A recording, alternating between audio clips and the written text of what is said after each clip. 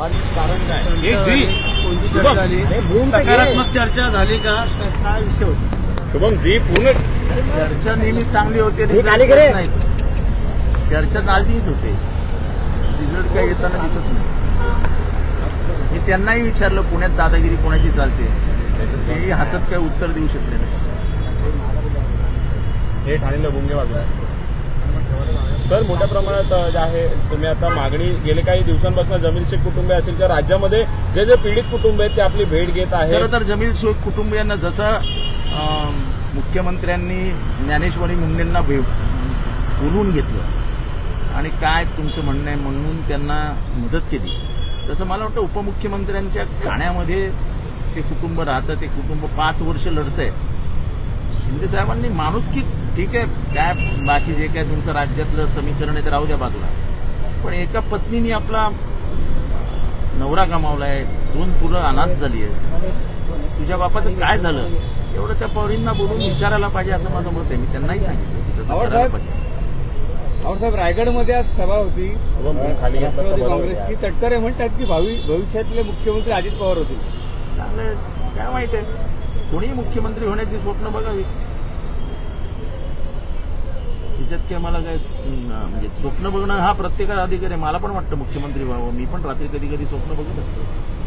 स्वप्न बघणं हा गुन्हा नाही, तो नैसर्गिक अधिकार आहे, तो नैसर्गिक अधिकार आहे. झोपल्यानंतर आपल्या हातात असतं काय स्वप्न कुठलं पडावं, तो नैसर्गिक आहे ना. स्वप्न पडणं हे निसर्गाचा नियम आहे, नैसर्गिक अधिकारावरती कसं काय बोलायचं आपण. सर सगळ्यात जास्त क्राईम पुणे जिल्ह्यामध्ये वाढतं. काल यवतला देखील 2 घटनांमध्ये म्हणजे यवतच्या पूर्ण प्रकरणाची चौकशी करावी. यवतला कोण गेलं, कोणी मोर्चे काढले, कोणी घोषणा दिल्या आणि कोणामुळे हे सगळं झालं हे जाहीर करावं सरकारने. नाव तर येतच आहे बाहेर, मोर्चा कोणी काढला, कोणी मस्ती केली, कोणी काय केलं. अशी जर सत्ताधारी पक्षातलीच लोक जाऊन जर दंगे पेटवणार असतील तर या सरकारलाच घातक आहे, सरकार बदनाम होते. तर फडणवीसांचं म्हणणं आहे की अर्बन नक्षलवाद बाबत जर कोण वागाल तर त्यांना अटक केली जाणार, तर ठाकरे म्हणतात अटक करूनच दाखवा. हो खरी गोष्ट आहे, मी सांगतोय सरकार नालायक आहे. हे जर अर्बन नक्षलवाद असेल तर मला अटक करा. हे सरकार भ्रष्टाचारी आहे. या सरकारच्या हातनं कुठलंच चांगलं काम होत नाहीये. या सरकारने शेतकऱ्यांना फसवलंय. या सरकारचे मंत्री सत्तेचा माज असल्यासारखे वागतात. काय चुकीचं बोलतोय, आम्ही बोलतो हे अर्बन नक्षल असेल तर आम्हाला अटक करा. जनसुरक्षा कायदा मंजूर झालेला आहे, मात्र त्या कायद्यामध्ये जनसुरक्षा कायद्यामध्ये आम्हाला त्याचे जे समिती प्रमुख होते बावनकुळे साहेब यांनी स्पष्टपणाने जे आम्हाला सांगितलं होतं त्याच्यामध्ये त्यांनी हे स्पष्ट केलं होतं की असं कोणाला कधीही अटक करता येणार नाही, असा कायदाच नाही.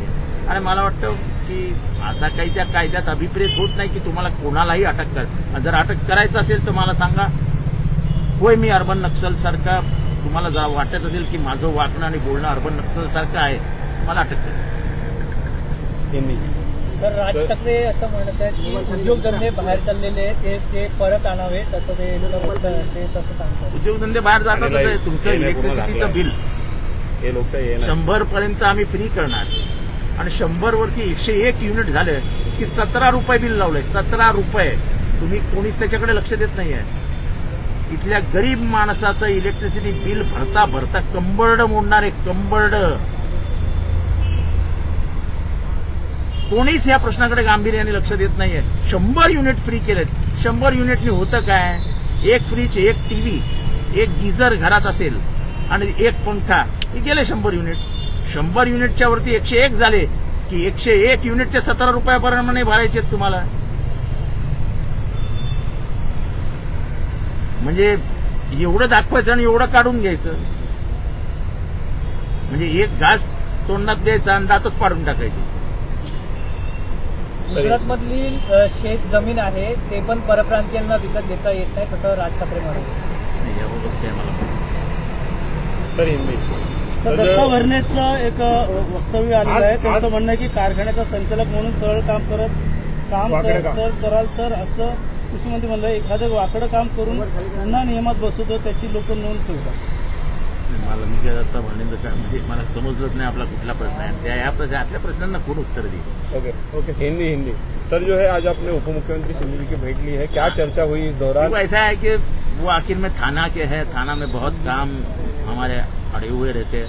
और खास करके हम ये मांग कर रहे हैं पिछले कई सालों से कि हम भी आमदार है, हमको भी लोग चुन के देते हैं, हमको भी निधि की आवश्यकता होती है। विरोधी पार्टियों के आमदारों को सिर्फ मारना, उनके कार्यकाल में उधर काम ही न करना, ये सरकार को शोभा नहीं देता है। सर, राज्य में दादागिरी बढ़ चुके हैं, ऐसा मुख्यमंत्री भी मान चुके हैं। किस प्रकार से देखते हैं? दादागिरी बढ़ी है। थाना में भी मुख्यमंत्री गृह मंत्री भी है, मुख्यमंत्री भी है। अगर पूना में दादागिरी बढ़ी है तो वह दादा कौन है? दादा तो होएगा कोई। जैसे बम्बई में दादागिरी चलती थी तो दादागिरी किसकी चलती थी? सबको मालूम है मुंबई में दादागिरी किसकी चलती थी, सब दादा मालूम थे बम्बई वालों को। वैसे पूना में अगर दादागिरी बढ़ी है तो किसकी बढ़ी है? कौन है वो दादा? मुख्यमंत्री बताए, हमको तो मालूम है, मुख्यमंत्री अपने मुंह से बताए। तो जो है जमील शेख जैसे मुंडे कुटुंबियों को SIT चौकसी हो, ऐसी मांग है। जमील शेख के मामले में खुद मुख्यमंत्री ने हमको विधानसभा में आश्वासित किया है कि इसकी इंक्वायरी फिर से होगी।